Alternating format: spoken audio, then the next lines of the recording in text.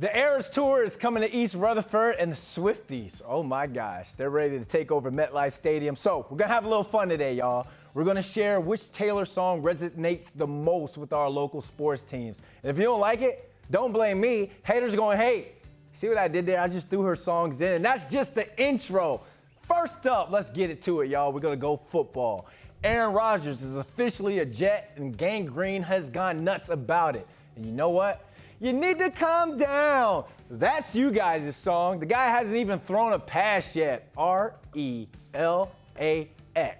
Relax. Now let's move on to the Giants. We're still waiting to hear what happens with star running back Saquon Barkley. And for that, Big Blue, your song is going to be You Belong With Me. Saquon was drafted by the Giants and has only worn blue his entire career. He's supposed to be here. He belongs here. Get that deal done. Please. I said please. Now let's hit the courts because things are finally looking good for the Knicks. They made the playoffs this season, and they have themselves a star on that squad in Jalen Brunson. Timothy. Knicks fans, y'all might finally be out of the woods and back to being a competitive squad in the league. But we got to move over to the Nets. The Big Three era is officially over in Brooklyn, and that ended less than 4 years after they even joined the squad. It was a messy breakup, and we are never getting back together. But best of luck to the Nets on whatever they do next year. After bringing in WNBA stars like Breanna Stewart and Jonquel Jones, everything has changed for the Liberty. They already had Sabrina Ionescu, and the future has never looked brighter for women's b-ball in NYC. Let's hit the diamond, the Mets. Oh, the Mets. Everything looked like it was coming together in the offseason. The team was coming off a playoff run. They added aces pitchers like Justin Verlander and Kodai Senga. And my man Steve Cohen even opened up his checkbook for some big paydays.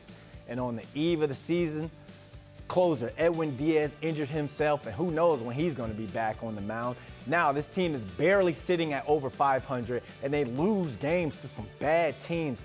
This is why we can't have nice things, seems to fit here. No? All right, well, guess what? On the flip side, the Yankees have overcome their injuries, and they're back to bombing. Manager Aaron Boone, though, my man has a temper, and he is a ticking time bomb. The man has been ejected 4 times this season, 3 times over the past 10 games. He even said that it's his goal not to get kicked out of games, and then boom, bam, it happened again. Over the last 5 years, he's the most ejected manager in baseball. That's some real reputation era behavior, and for that, Look What You Made Me Do should be played at Yankee Stadium every time he gets tossed.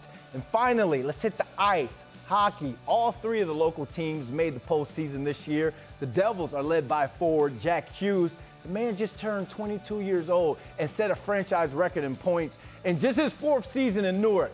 I don't know about you, but I'm feeling this 22-year-old superstar is going to make this team a Stanley Cup contender real soon. And the Blue Shirts, well, they finished 3rd in the Met, and they got to the playoffs again. They lost to the Devils in 7 games.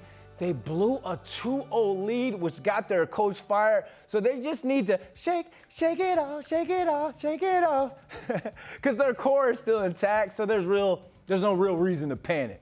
All right, let's take the LIR to Long Island. The Islanders also made the playoffs, but they lost to the Hurricanes in the first round. Now, this team does have talent, and they do have Vezina Trophy finalists in goalie Ilya Sorokin, which leads me to a question. What does this team need to get over the hump and become a contender? Ooh, that was a lot, Taylor. You couldn't do that, Taylor. Yes, she could. That's why she just sold MetLife Stadium out. But there you have it. The first Swifties show is Friday night, and if you don't already have tickets, good luck. You're on your own, kid.